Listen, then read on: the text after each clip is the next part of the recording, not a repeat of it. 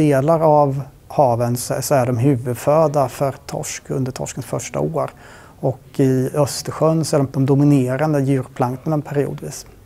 Jag är beteendeekolog och evolutionär ekolog kan man säga. Och för oss är det viktigt vilka frågeställningar vi tittar på. Och då väljer man en organism som är lämplig att titta på de här, eller undersöka de här frågeställningarna. Och just sandstubb finns det väldigt mycket av i Sverige. De är väldigt lätta att fånga på grundvatten. Och de leker bara på våren. De vill väldigt gärna leka, alltså para sig.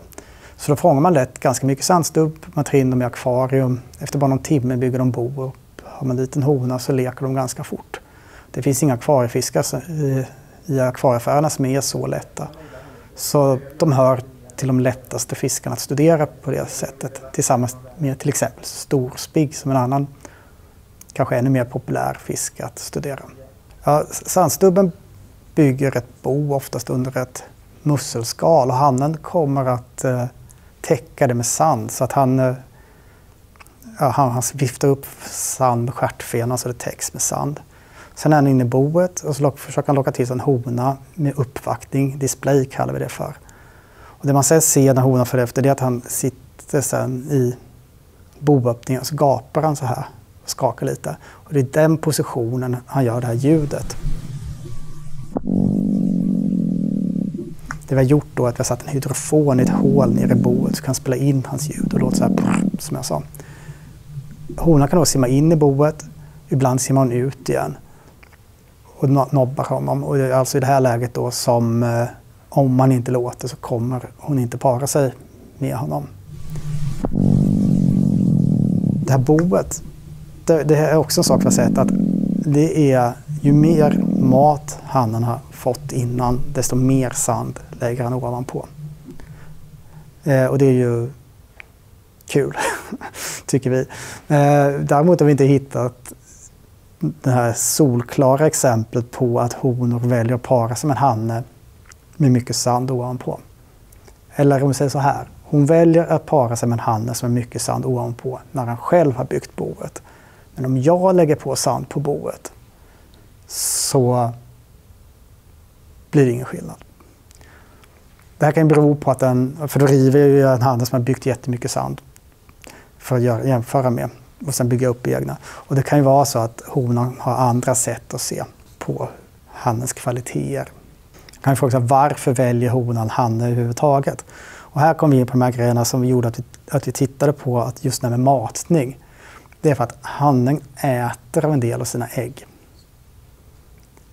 Det kan vara att han kanske kommer upp fylla på med ägg från en annan hona. Och här har vi resultat som visar att om vi inte har matat honom ordentligt, då äter han mer ägg.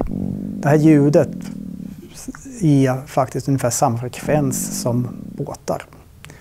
Och en motorbåt kan helt enkelt dölja det här ljudet. Och vi har också visat tidigare att de faktiskt inte leker ifall det är konstant ljud motsvarande en motorbåt. Om det är tyst lite då och då så kan de passa på att leka när det är tyst, verkar det som.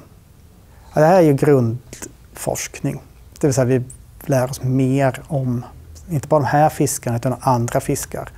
Och den här typen av mekanismer som vi inom evolutionär ekologi och beteendeekologi studerar. Vi vill veta hur det funkar. Och det kan, om vi ska säga vad vi har för nytta av det, det kan komma upp alla möjliga saker som är nytta av. Till exempel nu har de i Europa problem med en så kallad invasiv främmande art av de här smörbultarna som de här är släkt med. Man vet inte ett smack om dem. Men jo, det gör vi, för de är ganska lika de här. Så vi vet mer om dem än vi skulle göra om vi inte har studerat dem. Vi har fått in en annan typ av smörbult som är svartmula smörbult som kanske är mer känd om. Den är inte jättenära släkt med de här smörbultarna. Men de forskar vi också på och med samma typer av metoder och vi har lärt oss väldigt mycket om dem. Just sandstubben har vi gjort de här genetiska analyserna jämfört med östkusten och västkusten och tittat på deras spermier och ser om de skiljer sig. Kunskapen vi har där har vi applicerat direkt på svartmula smörbult och vet nu saker om svartmulas. Vi vet att vi ska titta efter på svartmula smörbult när de kommer. Och vi har då nu upptäckt i en ny studie att svartmula smörbult skiljer sig beroende på vad det är med saltvatten. Det kan vara så att de har sorterat ut sig, har olika ursprung, de här invasionsfronterna som vi kallar det för.